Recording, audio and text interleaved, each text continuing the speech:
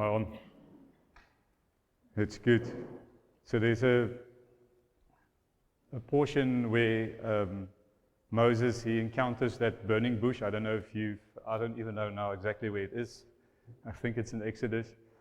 But it says that when God saw that he was curious, he spoke to him. Ou Afrikaans sê, toe God sien hy's nuuskierig, toe praat God met hom. So this morning, I trust that there's a curiosity for you to want to hear God. So somebody said that maybe Moses walked through the burning bush a few times. So I've never thought about that. I just thought like maybe that was the first time, and obviously, but maybe Moses walked through that burning bush a few times. So maybe you've passed the burning bush a few times, but because there's not curiosity, you're not like a hungry to hear from God, maybe you've missed out. So this morning, I just want to pray and trust that jy nuuskierig sal wees. Okay, that there would be, that you will, I think the English says that when God saw, he stepped aside. So this morning, I'm asking you to step aside from, like in your head, what you're thinking, all your issues, all the battles that you fighting at this moment, and say, God, speak to me, speak to me. I'm hungry to hear from you. So being curious or nuuskierig is not always a good thing. I went to the toilet just now, and because I'm curious about stuff, I left the curtain open and not noticing there was a toilet roll in front of the curtain. So I bumped the toilet roll into the. So it was almost like those ships that we were singing this morning. I had to go rescue that ship. So, but be curious and wees nuuskierig vir die regte goeders, né? Okay, so I had to go put my hand there where nobody wants to put their hands. Okay. But being curious, to step aside is a good thing. And that's how God many times God speaks to us. Okay, there's a verse in the Bible that says, and Salome gave this word to me like a month ago or so, and it was always one of my favorite verses in the Bible in any case. And after she gave it to me, I went and pondered on it, like, why does God give me this word? Because it's such an obvious word. It's a word that I know so well, and it's that word that says it's to the honor of God to hide the matter, and it's to the honor of kings to seek a matter. And then I was thinking about this, and then I realized, if we don't understand who we are in God, we cannot see the things that He hides for us. Okay, so God doesn't hide things from us, He hides it for us. Okay, it's almost like these games that people play where they go hide sweets and stuff in the garden, and you chase your kids out, and every time they find something, there's an excitement in your heart. They found something. So God is like that. He's hidden things for us. He wants us to go find them, but also if we lack in our understanding of what the gospel is, who we've become. You know, the Bible says that we are seated with Christ in heavenly places. So it's not humility to see you less than that position. We must see ourselves as being seated next to Christ, because that's the truth. So anything that comes against that is not truth. Truth, what does truth do? The Bible says. It sets us free. What does lies do? It brings bondage. Okay. So every thought that comes up that's against the truth is actually something there to bring bondage. And I just want to quickly go back to that portion that my dad read. It says, "Through we live in this world, we do not wage war as the world does. The weapons we fight are not the weapons of this world. On the contrary, they have divine power to demolish strongholds." What is strongholds? Okay, the next verse actually explains. It says, "We demolish arguments and every pretension that set itself up against the knowledge of God, and we take cap every thought that make it obedient to Christ." So strongholds is a thought pattern that sets it up against who God is, what Jesus came to do, the nature of God, what have become, what happened to us because we got born again. Every thought that's against that, that's a stronghold. And that's the things that we must take captive. And it will bring deliverance. It will bring freedom. Okay, we need to be like that song said, we need to believe like kids. That every word that God says. Okay, my mind is all over the show. Maybe let's put the first slide up. Leeuw van Leeuwydel, yeah. Dead to sin. Okay, so we died to sin, sorry. Who of you believe that when you get born again, that you also died to sin? That you're dead to sin? If you just had to be completely honest. If I ask you, who believes that you're seated next to Christ in heavenly places? Who believes it? There's 2, 3, 4, 5 people. That's really cool. Any thought against that is a stronghold. Okay, that's the thing that we must take captive. That's the thing that many people have written books about, waging the wars in our head. So I'm not saying that's the only war, but there's a great extent to where the war is the way that we think about. Liesel shared about, be transformed by the renewing of your mind. Okay, so it's a very important thing. So we don't just psych ourselves up now and think in a certain way, but it's something that we take by faith and believe that the Word of God is the truth. And that truth will set you free. Not your reality, not your experience, not how you sense God. The thing that will set you free is God's reality and His truth. Okay, where was I going? Who believes that you're dead to sin? Died to sin when you get born again? Okay, 4, 5 people, 6. Okay, so anything, even if your senses tells you differently. We will look at that verse. There's a verse in 1 Corinthians 3 that says that you're carnal. You live by the flesh because your senses are leading you. Okay, so we can't be led by our senses. We can't be led by what we experience life. We can't be led by our emotions. So I'm not saying God hasn't given us emotions, but some emotions we inherited from the first Adam, the Adam that fell. So we must just make sure there's a second Adam, and we must make sure that the thoughts that does not produce life is something that you inherited from the first Adam, and those thoughts we must put aside, and we only pursue thoughts that bring life. Okay, dead to sin. We're going to look at that. On our way the other day to Camus, I was driving behind a truck, and I could smell it had water in a tank because some of the water was spilling out, and I think it was because it was heating the tar and whatever, and it's probably like a fine moist or vapor or whatever. You could actually smell the water, and I was immediately thinking that God was speaking to me. I said, God, what are you saying? And then I was thinking back to, who of you have ever seen The Gods Must Be Crazy? There's like two movies. Have you seen the second one? At some point, there's these 2 little Bushman children, and they come to this water tank, and he looks into it. So I don't know, it's maybe a 3-meter trailer or whatever, 3 meters high, whatever. That's not so important. He looks inside, and he sees the water inside this tank, and he says to his brother, I didn't know there's so much water in the whole world. Okay, but it's just a tank that's hooked behind this trailer. But obviously, the Bushman he grew up in the Kalahari. He didn't think there's so much water available. Okay, so immediately I felt the Holy Spirit saying to me that as the church, we have boxed God, and we think if we look into our little container, this is how much water there is. That's how much water there is.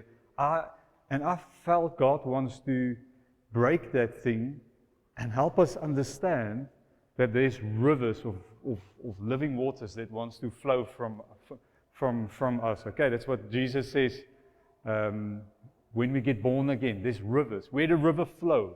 Okay, our name is Flow.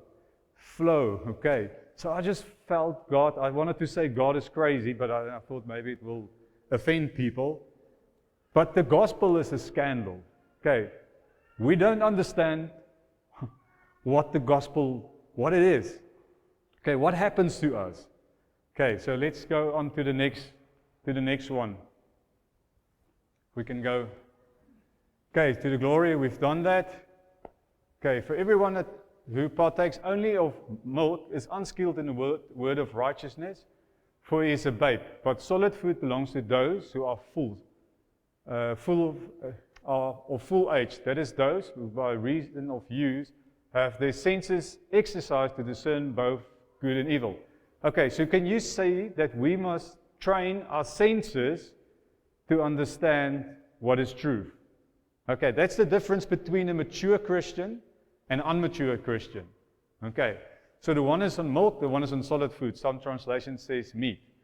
Okay, so we cannot live by our experience, by our emotions, what we experience. Okay, let's go on to the next one. And I, brethren, could not speak to you. This is I think the previous one was in Hebrews 5, but this referenced the milk and meat again.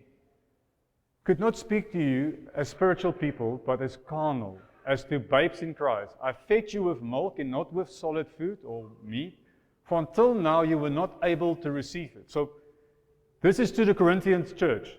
This was the guys that was like, there was just the flow of the supernatural. You know, Corinthians 14 and 12, where Paul just says, calm down, like you're going overboard with the gifts of the Spirit. So these guys are flowing in the gifts of the Spirit, but they're on milk. Do you understand what I'm saying? Okay, so that walking in those things doesn't say that we have received maturity. Okay, so what is maturity then? Is to train our senses what is truth, and not to be led by our senses. That's the difference between a mature Christian and a baby in Christ. Okay, is to train your senses. To train your senses what is truth, and not to be led by your truth. Okay. And even now, if you are not able, and you are still carnal, that just means that you live from the flesh. Okay, your flesh rules you. For where there is envy, strife, and division among you, are you not carnal and behaving like men? The fruit of you being mature is you not acting like human anymore.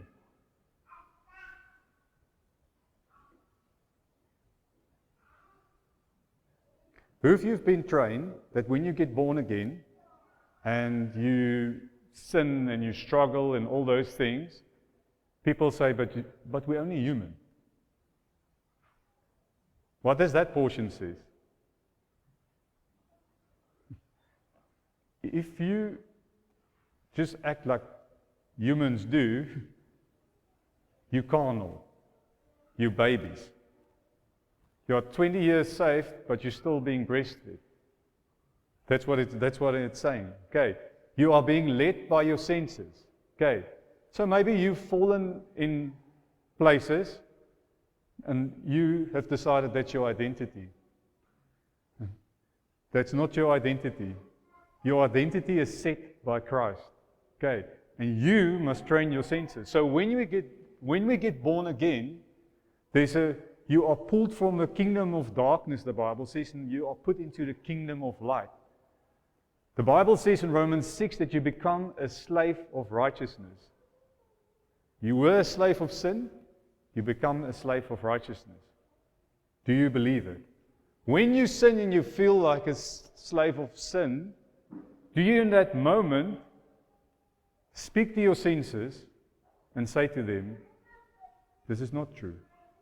I am the righteousness of Christ. I am set free of sin. Thank you, Father, that is the old person. They say, oh, Werner, I've been set free in Christ. Or do you go down the spiral of telling yourself again, I'm a sinner. I'm not making it. I'm just human.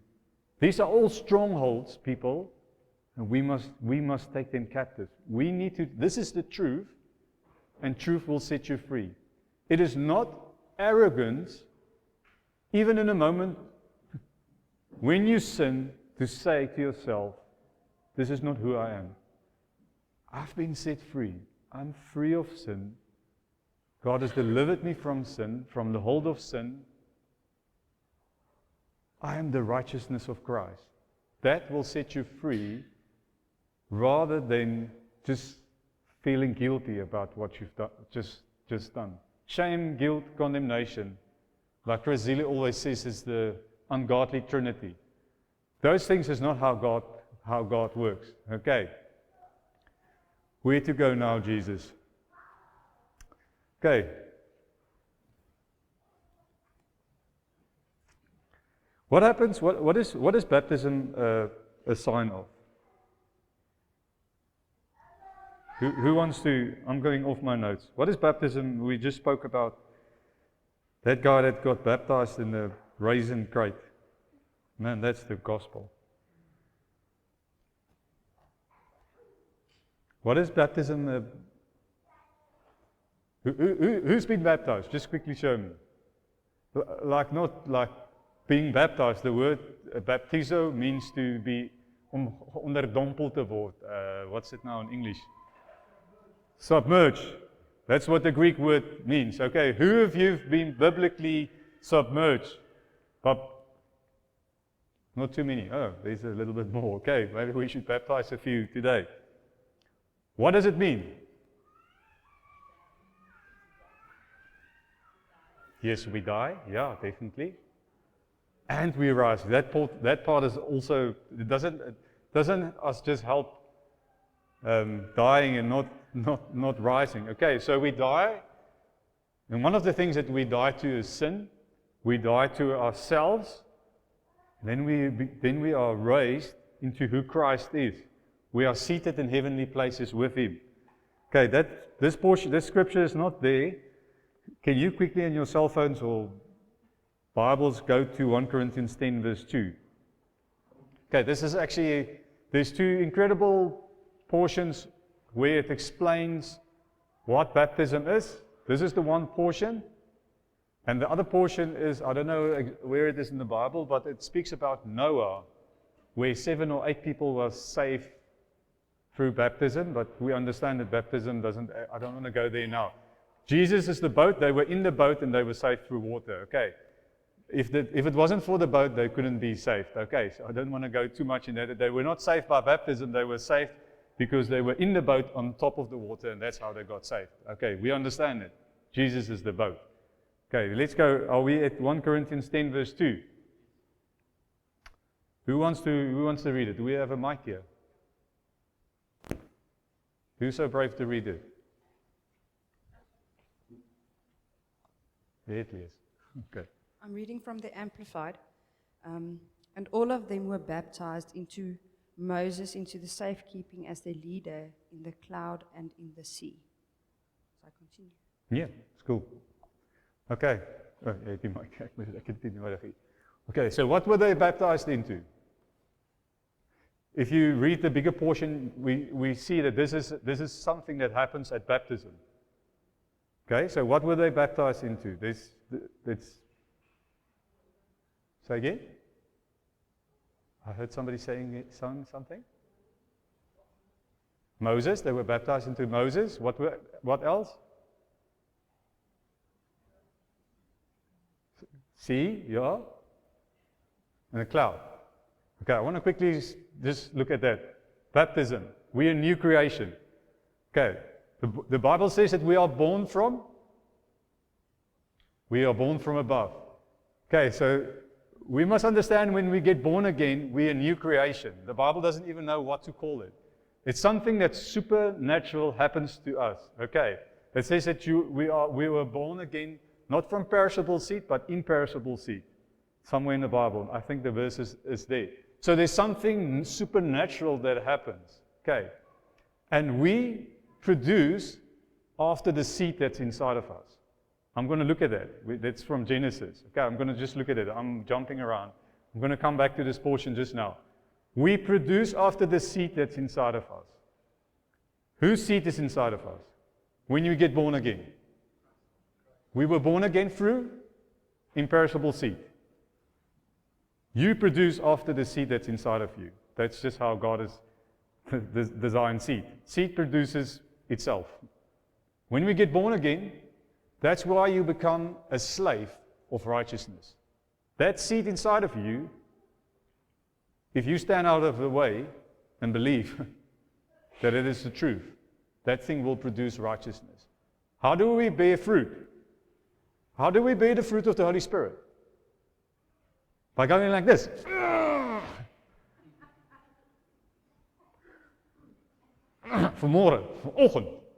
Vanoggend gaan ek nou die vrugte van die Gees hê. Pel, dis die vinnigste wat jy gaan val. Nie net ou dan ry daar ou voor jou verby en gooi nog vir jou 'n sign ook. Dan is die hele vrugte daarmee in. How do we produce the fruit of the Holy Spirit? You believe the Holy Spirit is inside of you. That seed wants to produce. You die to yourself and believe that seed is inside of you. The seed produces after its own kind. Genesis 1 verse 11. We're going to look at it. I'm jumping around. Let's go to this portion. What does it mean that we are baptized into Moses? Say again? Yeah, but it says when we get baptized, we are baptized into to Moses. So this is now after salvation. Where was Moses raised? Egypt, yeah. More specific.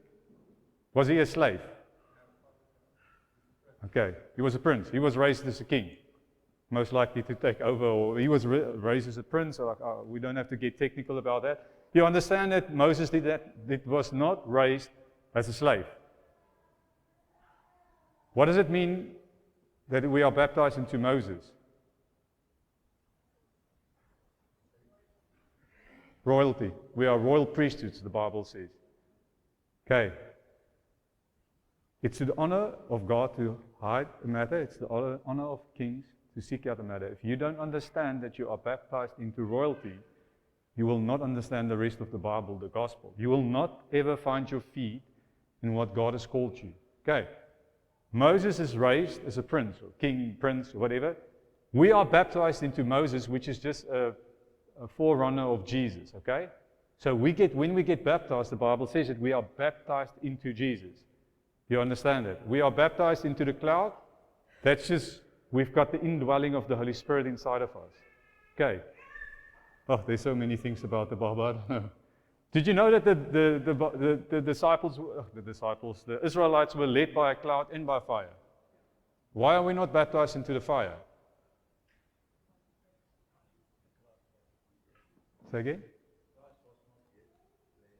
Yeah, but all of these things are pointing to Jesus. Okay, so the indwelling, when you get born again, you've got Jesus inside of you. Okay, can you see through the Bible that people constantly were filled with the Holy Spirit? That's the fire. Okay, so that's something that we ask God, fill us with your fire. So this morning, I think there's been some of that in the songs as well. Fill us with your fire. Fire falls on sacrifice. Okay, so we are laying down our lives. But we've got the indwelling, the cloud, the water, the rushing water that wants to come out. But the fire is something we ask God. So it's not just automatically. It's still because of Jesus, but it's something that we constantly should ask God. Baptize me with your fire. Okay, and then we, in view of God's mercies, we sacrifice our life and the fire falls on sacrifice. Am I making sense? Am I like, okay, we baptized into Moses. Let's try and get a grip of this. We baptized into Moses, we baptized into the sea. Okay, what happened in the sea? What happened in the sea? For you who don't know the story, for you who don't know it, please go and read it. What happened in the sea? What happened when the sea closed? The Egyptians died. Who was the Egyptians spiritually? The past? Brilliant. Okay. They were the slave masters. Okay. When we get baptized, it's to remind us, you are set free. Pharaoh and the slaves, Pharaoh is the devil, the slaves is the taskmasters, demons, you are set free. It's a sign that you've been set free.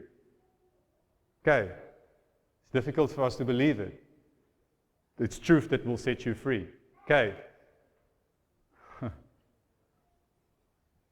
That's what happened when they went through the Dead Sea. Okay. As they came out of the Jordan, this is now a second water crossing. What did they walk into? Promised land. Okay. God has got a kingdom for us. Did you know that we are born again into a kingdom? Hebrews 12, I think it says that we've been given an unshakable kingdom. Did you know that even when Jesus was on earth, he says the kingdom of God is near. And then he says that after he died, so we must understand this is different truths in the I don't know if truths are the dispensation. What is the right word now? We know that the Old Testament is pointing to Jesus. Okay? Then Jesus comes. He's God with us.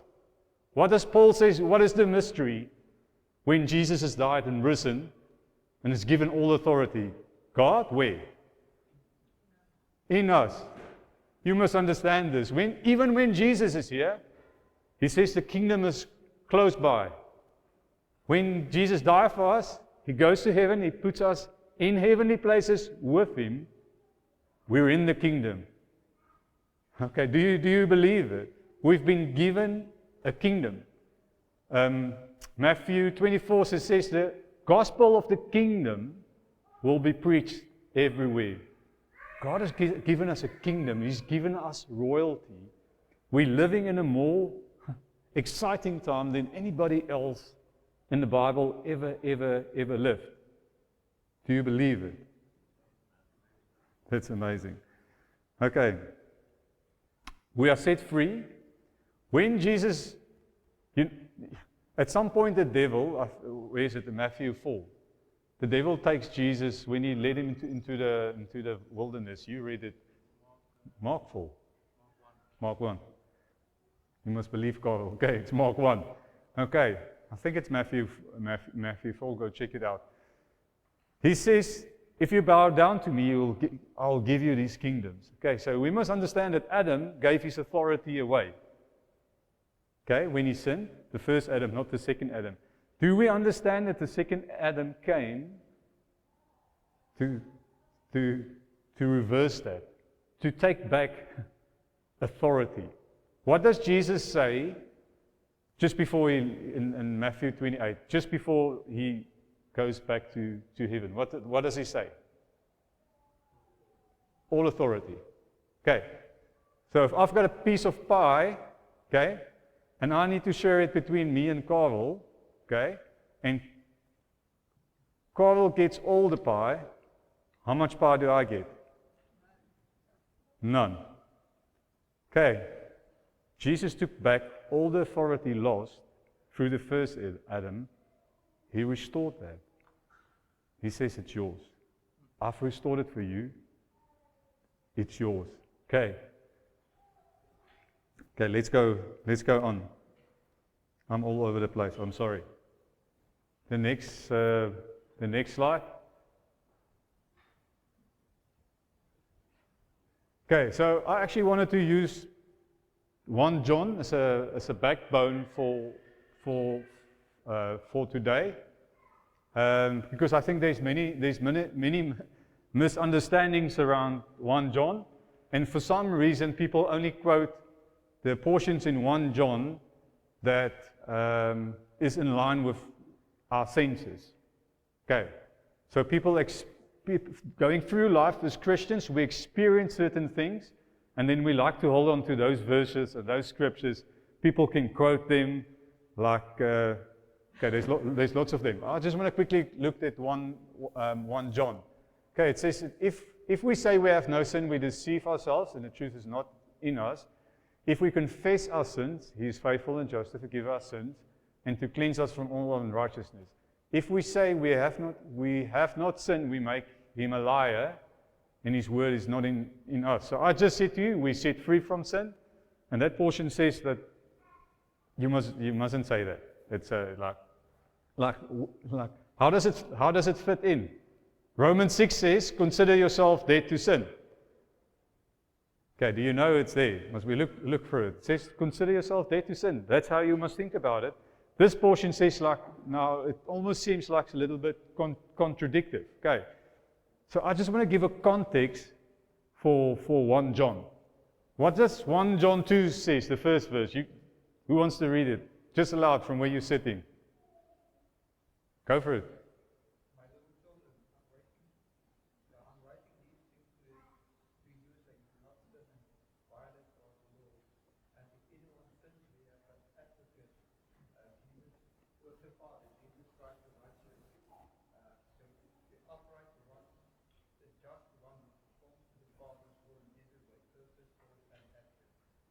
Okay.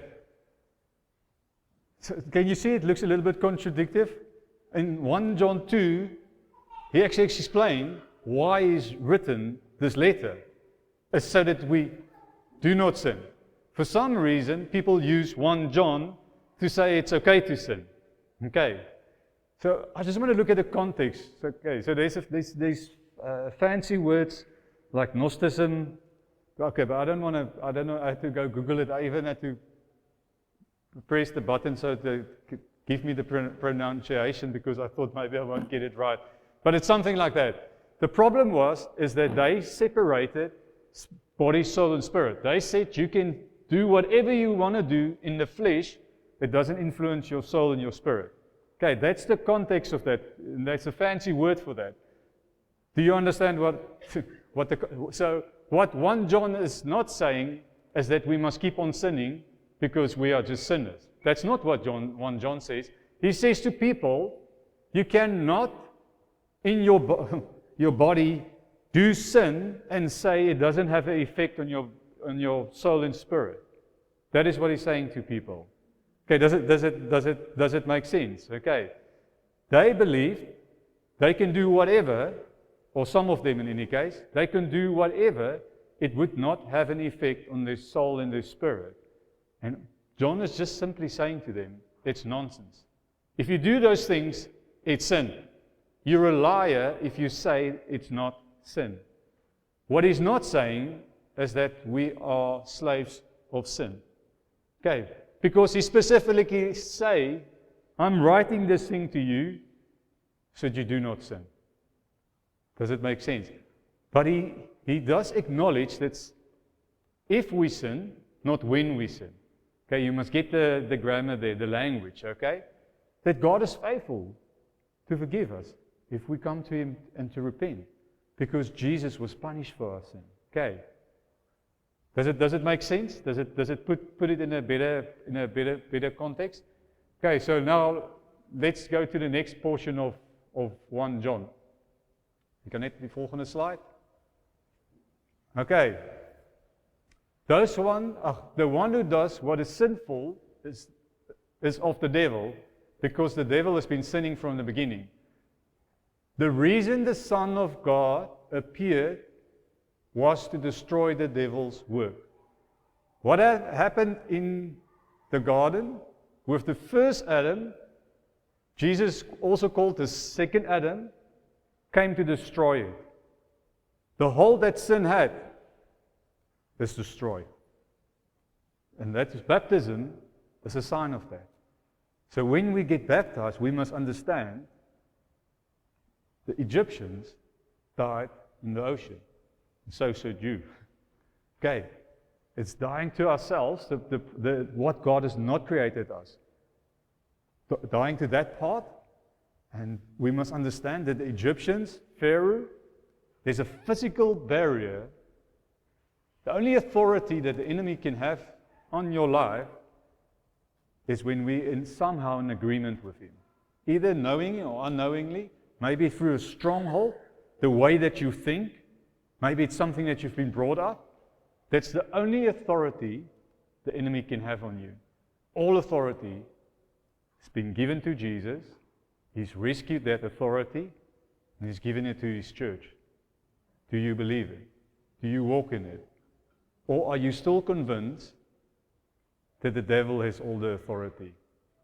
Okay, 2/3 of the heavenly realm, like angels is following Jesus. Okay. A third is with the devil. I think sometimes the church are so aware of who the devil is, what his demons is about, and we've got very little understanding who King Jesus is. And 2/3 of the angelic force is with God. For every demon, there's way more angels. Okay. Are you aware of that? Are you aware that we can walk in authority? Okay, so the Bible says that our bodies is a tent. It's not permanently. I don't know if you know, but for many years I've been struggling with health issues and whatever, gut issues. I need to train my senses. I cannot listen to my senses. So for me, it's a daily thing. Literally every day, I need to tell my senses, I'm a son of God. He's given me authority. I don't sense it. I know it. It's truth. That will set us free. And why certain things happen in certain ways, I cannot always say. Sometimes it's our own doing.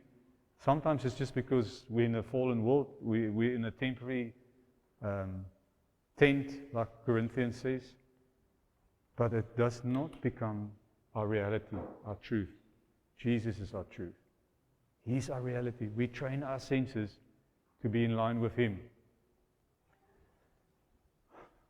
Church, do you believe that what the devil came to do was destroyed through Jesus? Or do you think that the first Adam was more powerful than the second Adam? If we get I think a lot of the people in the church has got to a place where they understand that because of the first Adam, the seed produces sin. Okay. But people don't believe in the church that the righteous seed that is Jesus inside of us would produce righteousness. How do we live holy? How do we produce holiness? No. You step out of the way. You say, Father, I want to die. That portion that is not producing life in me, in my mind, in my thoughts, I want to die to those things. I want to acknowledge that Jesus is inside of me, that I've been born again through imperishable seed. I want to nurture this. And as you put your faith in that, holiness is the fruit of a righteous seed inside of you. That's what Romans 6 says. Righteousness, the fruit of that, is holiness. Okay, this is how the church looks different than the rest of the world. Not by trying harder. Okay, no one who is born of God, born from above. What does that say? Okay, that's far away from what we want 1 John to mean. Okay, no one who is born of God, continue to sin. Okay, why? Because God's the seed that wants to produce after itself is inside of them. Okay.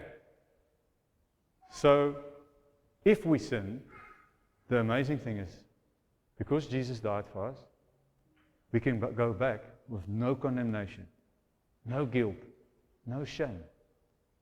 Okay. What Jesus has done is greater than the bad thing that you've done. I promise you. We go back to Him and say, Father, I'm so sorry. You've set me free of sin. I just messed up. Thank you that that's not my identity anymore. Thank you that I'm not a sinner anymore. Brent, thank you that I'm not a sinner anymore. I'm the righteousness of Christ. That's our reality. That truth sets us free. Okay, because they have been born of God. Cannot go on sinning. Okay, God seed. Let's go on. Dus nou die volgende slide kan gaan. Okay, Genesis 1 verse 11, if you understand this, you'll understand sanctification, you'll understand how to produce the fruit of holiness. Heiligmaking. Okay. I didn't put the whole verse in there. It says the land produced vegetation, all sorts of seed-bearing plants, and the trees with seed-bearing fruit. Their seed produced plants and trees after the same kind, and God saw that it was good. In God's design, seed will produce after itself. Do you understand that? It's appel saad gaan 'n appelboom. It's not quite obviously. What happened when Adam and Eve took of the fruit of the tree of knowledge of evil and good? What's the tree called? Something like that. Knowledge of good and evil. What happened? They took off the seed. That seed produced after itself. Okay. So the knowledge of good and evil is where the Israelites were when they're in front of Mount Zion. Okay. God said, I want to speak to you. They say, Moses, you go. Go and find out what is right and wrong. We'll just obey. Okay. There's something inside of us from the start of creation that say to you, if you know what is right and wrong, you would be able to live like that. You will be able to live according to that standard. It's a lie from the enemy. So Adam and Eve had an option. They could eat from the tree of life. It was available for them. But they thought, well, the devil convinced them through his cunning ways, the Bible says. It was a thing of the mind as well. The Bible says that the devil, through his cunning ways, just not sure about the wording now, deceived Eve, almost want to say in her mind. Okay, so please go look at that scripture. The words, that's basically what it's saying. Do you understand? She was deceived in her mind. Okay, so that's still the enemy's tactics. Okay? Because who of you know Adam and Eve had authority over the creeping and crawling animals? Do you believe it? God gave them authority. The snake was the creepy animal. They had authority over them. Adam and Eve had authority over the snake. So he had to, in their minds, convince them of something else. And because they believed that, he got their authority, and he had authority over them. Does it make sense? It's very much in the mind. What do we believe? How do we think? Okay.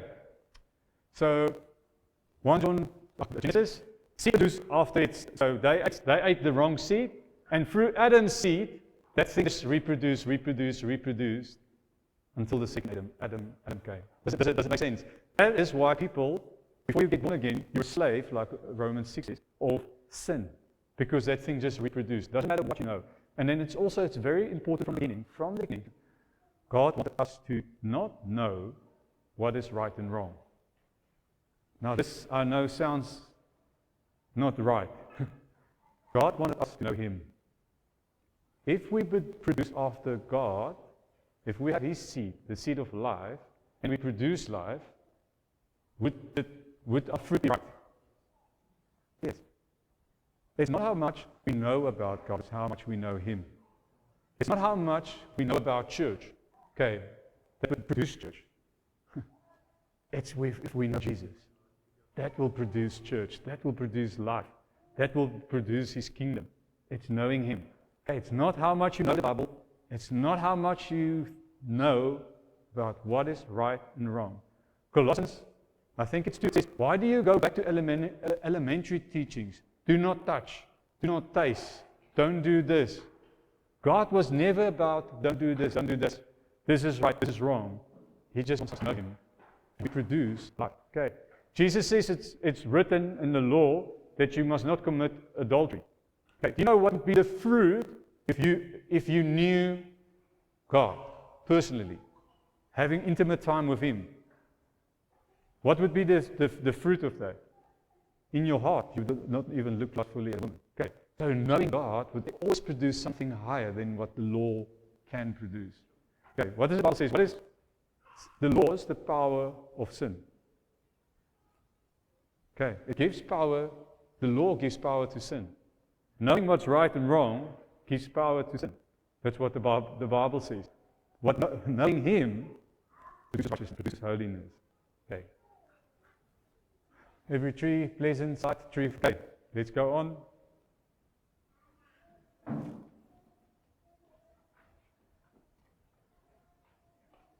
Okay, so it's behold, the man has become like one of us, knowing good and evil. Now lest he reach out his hand and take also of the tree of life and eat and live forever. Therefore, Lord God sent him out of the garden. I just wanted to bring that in quickly. Can you see in God's design that we can carry both seeds? They decided to take of the one seed, and God said to them, out of the garden you go. In God's design, you cannot carry the seed that make you a slave and the seed that produces life together. God designed it like that. Okay. What does 2 Peter 1 verse 4 says? By which he has granted us the precious and very great promises, that through them you may become partakers of the divine nature, having escaped from the corruption that's in the world because of sinful desire. Okay, that says again, you've been released from one seed and introduced to a next seed. You've been born again through imperishable seed. Does it make sense? You cannot have both seeds. Kan ons wat daai deure toe maak? Ek sien hier is 'n redelike vloei van traffic hierso. Okay, very important people, we must understand that we cannot carry both seeds. It's either the seed of Christ, when we get born again, we are free from sin, or you're a slave of sin. Does it make sense? Okay. Let's go to the next one. So this morning, and I want to say to you that when we get born again, that you've been born from above. You're a new creation. That God has put His seed inside of you, and God designed seed to produce of its own. We can see it if we plant something or whatever.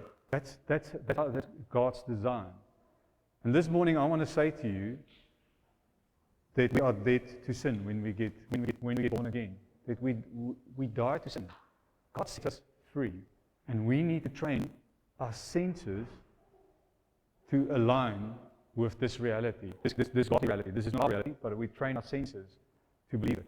And that's where freedom is going to come. That's where deliverance is going to come. That's where we're going to understand who we are in God. And the devil is out to do us differently, because it's the honor of God to hide and to the honor of kings. If we don't understand that we've received the kingdom, that we've become a royal priesthood, we will not see what God is for you. So, as for what was sown on good soil, so let's go read Matthew 13. There's a verse in the Bible says that with humility receive the implanted word. So that's how we got born again, through the seed of Christ. Okay. So as this morning, as this word goes out, seed are being sowed. But for it to bear fruit, because seed will produce of itself, it's something that you must go take by faith, and not in an intellectual way, but almost like that song said of Joe Black. Miskien we must have faith like a kid. We must go sit and understand what is the gospel. We must go put our faith in it, so that this seed can actually start growing. Otherwise, it never starts growing. It doesn't germinate. It doesn't take root. That's the problem. And then we always live at this place where we don't know who we are in Christ. This is the one who hears the word and understands. He indeed bears fruit and yields, in one case 100-fold, another 60, and another 30. Okay, just the thing of faith. For good news came to us, just to them, but the message they heard did not benefit them, because they were not united by faith with those who listened. Okay, so it's a faith. The seed can come, but if we don't believe it, nothing will come from it. Okay. Since you've been born again, not of perishable seed, but imperishable seed, through the living and abiding Word of God. Seed produces after its own time. If we want to look like God, we must believe that He's put this seed inside of us. And we must basically step aside, lay down our lives, in view of God's mercies, offer your lives as living sacrifices. And that's how we produce. So what we don't want to do is, so Yeah. So this is spending time in God's Word. But not trying to know what is wrong and right, but to know Him. Because many times we also look at people, we judge people according to what we think is wrong and right. It was never God's heart for us to know what is wrong or right. God's heart is for you to know Him. That will produce something better than just being right and wrong. Wanting to know what is right and wrong was the issue from the very beginning. And God just wanted us to know Him. And we will produce fruit. We are set free from sin. Do we believe it? This is identity. This is who we are. Okay. Romans 8 says that we have no obligation to the flesh anymore. The Bible says that for every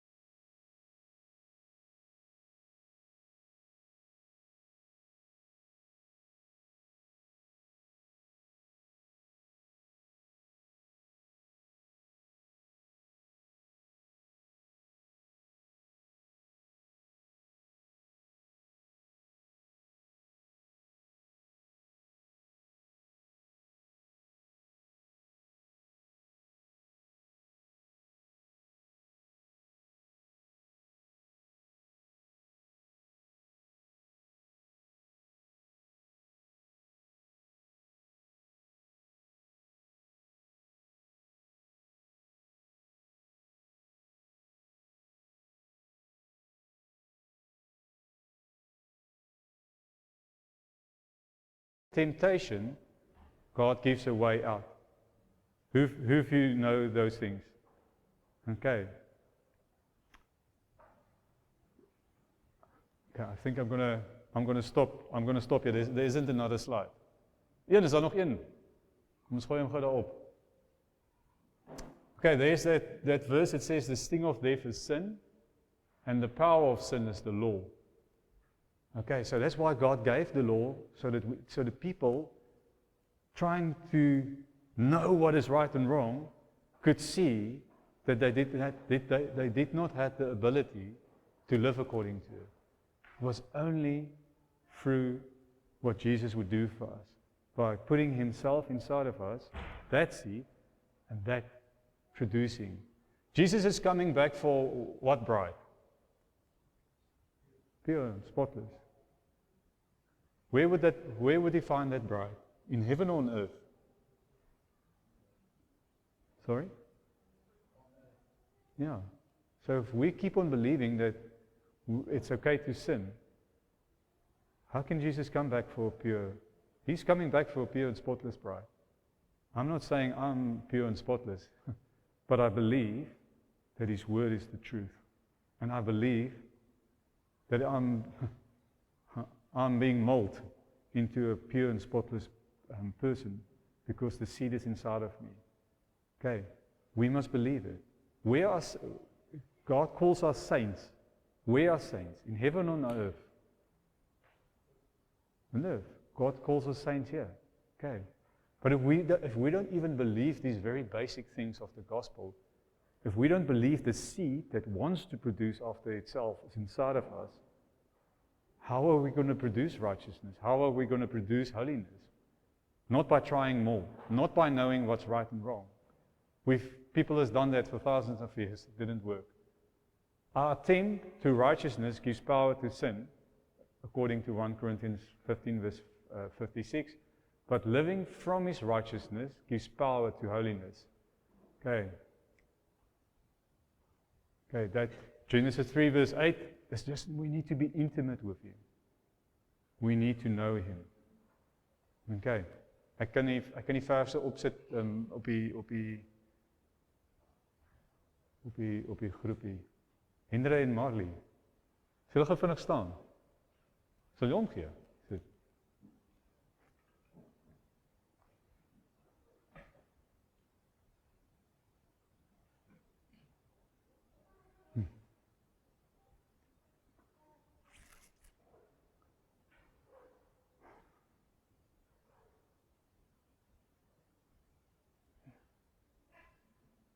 Sorry.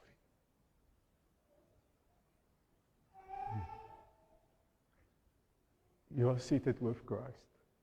Okay. From the first time I met you, I've always felt you are not seeing yourself seated with Christ. So I don't know you that well, so maybe I missed the mark by far. I just feel like you see yourself, for both of you, through your parents' perspective, the seed that you inherited from them. I want to say to you that you've inherited the seed of Christ. He's inside of you. You are seated with Him. And I want to ask you to train your senses in view of who God is. I want you to train your senses. I want you to find your identity in your Heavenly Father and not your earthly father. So maybe, like I said, I don't know you both. Not good at all. So maybe you've had incredible parents, but I just feel there's something of God saying, I want you to see yourself, your identity, through who God has made you. He set you free. He's delivered you from the empty waste that was passed down through your generations. That's what the Bible says. And sometimes the authority that we give to the enemy is being in an agreement. So it's not always so obviously. Sometimes it's just through ignorance. It's for all of us. For all of us, there's still places in the way that we think that's an agreement. I want you to ask the Holy Spirit where there is agreement. I'm not saying you're living in sin or anything like that. That's not at all what I'm trying to say. I'm saying you see yourself lesser in what God sees you. He seated you with Him. And seeing yourself lesser than that it's not humility. It's a plain lie. Okay, so I just want to leave that over. I just want to pray over them, Father God, that your reality will become their reality. Thank you that you've seated them with Christ. And I thank you that you've given them earthly mothers and fathers. But I pray just that they will be transformed as they start thinking the way the Heavenly Father is thinking about them. That they will be transformed as they start thinking the way God thinks about them, the plans that God has for them. I just want to pray against any words of discouragement. You're not good enough. You're not going to make it. And I want to just speak life into those things. Thank you that they carry the seed inside of them that wants to produce after its own kind. And that is Jesus. So I just want to pray over them. New wine, more of your Holy Spirit, new plans, new visions.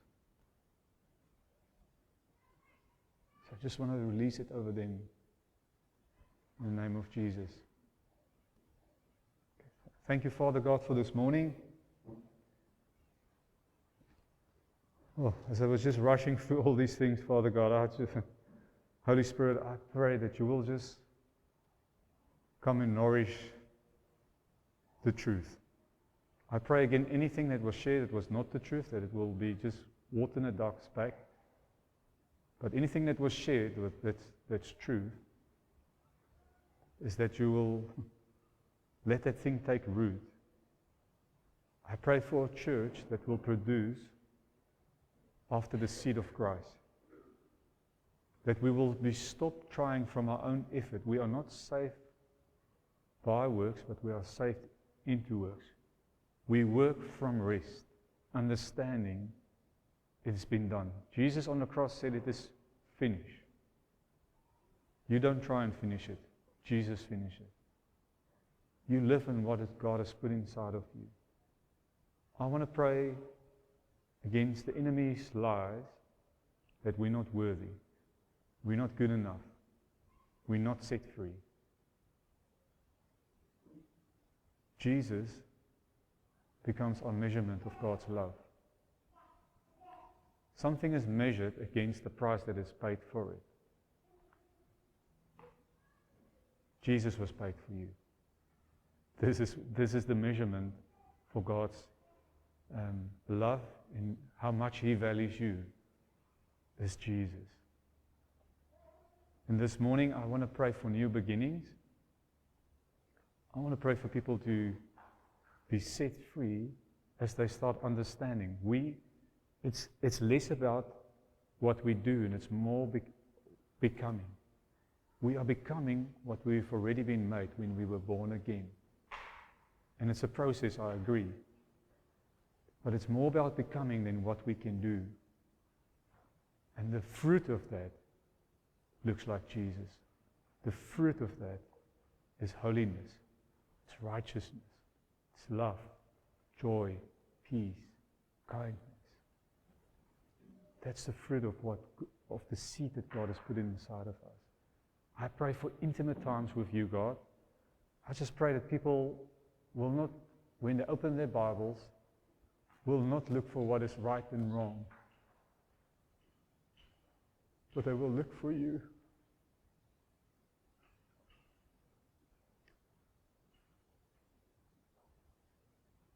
Help us to stop judging people according to what we think is right and wrong, but just look on people and see what God sees over them. You just want to be close to your people. You want to be known by your people. You're not so concerned about what is right and wrong. Your concern is for people to know you, and they will produce what is right. They will produce life. So this morning, I just pray for a fresh impartation of who you are, for people in their times with you, as they put time aside, as they step aside, as they put off their social media, as they put off the TVs, they switch off whatever they need to switch off that just makes our days busy. I pray that you will speak to people like never before. Like never before. Just step aside. Net nuuskierig wees. God wants to speak to you. He wants to reveal Himself to you. He wants to speak new things into our lives. He wants to fan into flame those prophecies that's been spoken many years ago. God wants them to start germinating. He wants them to pop out of the ground and start growing. Those things that you've stopped believing because you've been pulled into almost a sense of like a vortex, all these lies. This thing is just pulling you down. We come against that in the name of Jesus this morning. Release truth to your church this morning. In Jesus' name. Amen.